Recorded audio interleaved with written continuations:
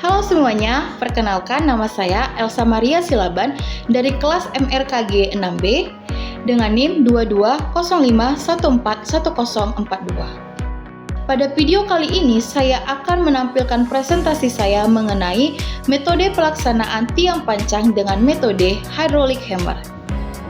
Sebelumnya teman-teman pernah kepikiran nggak kenapa bangunan-bangunan tinggi dapat berdiri kokoh? Pastinya karena perencanaan dan pelaksanaannya yang tepat. Dan salah satunya adalah dalam pemilihan pondasi. Karena setiap bangunan tinggi harus memiliki pondasi yang kuat.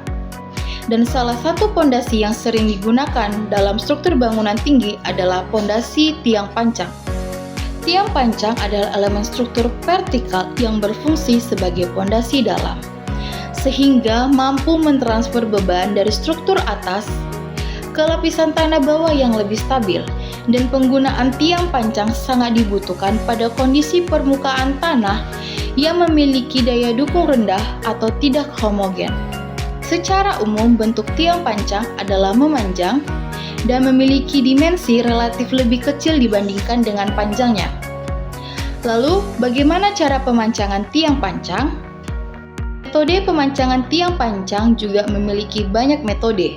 Yang pertama yaitu menggunakan rope hammer dengan mengandalkan gaya jatuh beban berat. Kedua, diesel hammer dengan mengandalkan tenaga ledakan bahan bakar. Ketiga, dengan vibro hammer yaitu menggunakan getaran untuk menurunkan tiang. Dan pada video kali ini saya akan lebih menjelaskan mengenai metode pelaksanaan tiang pancang dengan menggunakan metode hydraulic hammer.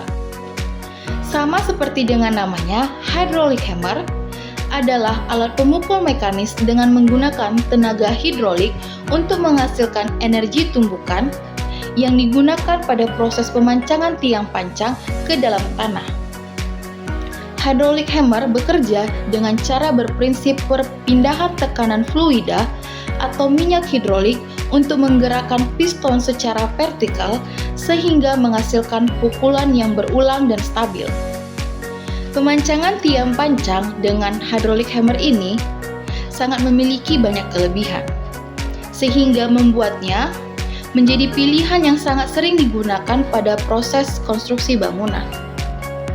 Kelebihan dari hydraulic hammer ini adalah memiliki pengendalian kontrol yang lebih baik, getaran yang lebih minim, serta ramah lingkungan.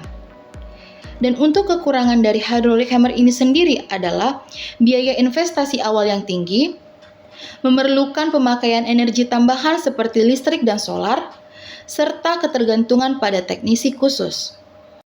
Setelah kita mengetahui apa itu tiang pancang dan kita juga sudah mengenal sedikit mengenai hydraulic hammer, selanjutnya kita langsung masuk ke inti pembahasan mengenai metode pelaksanaan yang terjadi di lapangan. Tahapan proses pelaksanaan dimulai dari persiapan lokasi, mobilisasi alat dan material, penempatan tiang, proses pemancangan, hingga sampai pada pemeriksaan akhir. Pertama, dimulai dari tim surveyor yang melakukan pengujian analisis tanah untuk mengetahui jenis dan karakteristik tanah, seperti daya dukung dan kedalaman dari lapisan tanah yang ingin dipancangkan. Kemudian, berdasarkan dari data hasil pengujian tanah, kita dapat menentukan jenis dan ukuran tiang pancang yang akan kita gunakan. Sebelum proses pelaksanaan proyek dimulai, terlebih dahulu kita melakukan persiapan lokasi kerja dengan cara memastikan lokasi area kerja sudah bersih dari material-material yang mengganggu dan ratakan permukaan tanah agar proses mobilisasi alat dan material dapat berjalan dengan baik. Selanjutnya, tim surveyor melakukan penentuan titik-titik lokasi pemancangan dan memberikan tanda titik pemancangan di permukaan tanah dengan menggunakan patok, agar posisi tiang nanti sesuai dengan rencana gambar kerja. Setelah persiapan lokasi area kerja telah selesai, proses mobilisasi alat dan material mulai dilakukan. Hydraulic hammer dan kren diangkut ke lokasi proyek. Kemudian, tiang pancang diletakkan dan disusun dekat dengan titik pemancangan. Kemudian, Tiang pancang diangkat menggunakan dengan kren secara vertikal, lalu menempatkannya tepat pada posisi titik yang sudah ditandai, dan pastikan posisi tiang berdiri dalam posisi tegak. Dan proses pemancangan dimulai dengan hydraulic hammer bekerja secara palu hidrolik menghantam beban atas tiang secara berkesinambungan dan secara berulang. Kemudian, pastikan tiang sudah masuk lurus ke dalam tanah. Dan tekanan dan kecepatan energi, pukulan diatur sesuai dengan spesifikasi kedalaman tanah dengan daya dukung yang sudah diinginkan. Dan selama proses pelaksanaan berlangsung, operator yang mengawasi dan memantau proses tersebut. Apabila tiang pancang kurang panjang, dapat dilakukan dengan penyambungan dengan cara pengelasan pada plat sambung tiang. Dan pukulan tetap dilakukan secara bertahap. Selama proses berlangsung, posisi tiang harus terus dicek secara lurus. Selama proses berlangsung, posisi tiang harus terus dicek dengan melakukan penyetelan alinyemen vertikal dengan waterpass. Jika ada penyimpangan atau kemiringan, proses dapat dihentikan dan dapat dilakukan evaluasi. Setelah proses pemancangan tiang pancang telah selesai dilakukan, terlebih dahulu lakukan pemeriksaan pada tiang pancang dengan memastikan posisi tegak lurusnya tiang apakah sudah sesuai dengan kedalaman yang diinginkan dan apakah ada mengalami kerusakan. Jika sudah sesuai dengan spesifikasi yang diperlukan oleh proyek, proses pelaksanaan konstruksi dapat berlanjut. Quality control yang biasanya dilakukan adalah pengecekan kekuatan dan pengecekan fisik.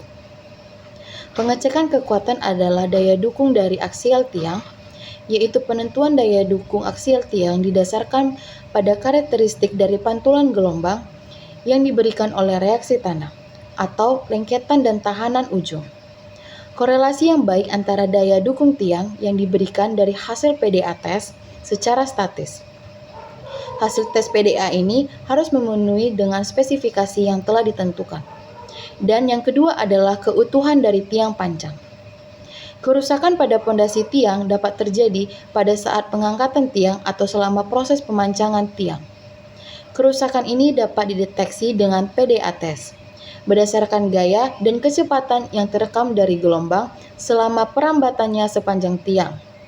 Lokasi dari kerusakan juga dapat dideteksi dan luas penampang sisa dari tiang juga dapat diperkirakan.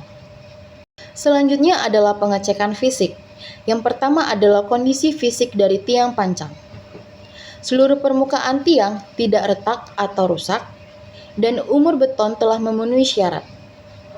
Dan saat proses pemancangan tiang pancang, kepala tiang tidak boleh mengalami keretakan. Dan yang kedua adalah alinyemen vertikal. Vertikalitas tiang diperiksa secara periodik selama pemancangan. Penyimpangan vertikal dibatasi lebih kecil 1:75 dan penyimpangan horizontal dibatasi lebih kecil 75 mm. Ketiga, penetrasi. Tiang sebelum dipancang harus diberi tanda setiap setengah meter untuk mendeteksi penetrasi setiap setengah meter. Dan yang keempat adalah final set. Pemancangan baru dihentikan apabila telah memasuki tahap final set atau sudah mencapai lokasi tanah yang diinginkan. Demikian dari penjelasan yang saya berikan mengenai metode pemancangan tiang pancang dengan menggunakan metode hydraulic hammer. Kiranya teman-teman dapat memahami materi yang telah saya sampaikan, dan jika ada salah kata ataupun salah materi yang saya sampaikan, mohon memberikan saran yang mendukung. Akhir kata saya ucapkan terima kasih.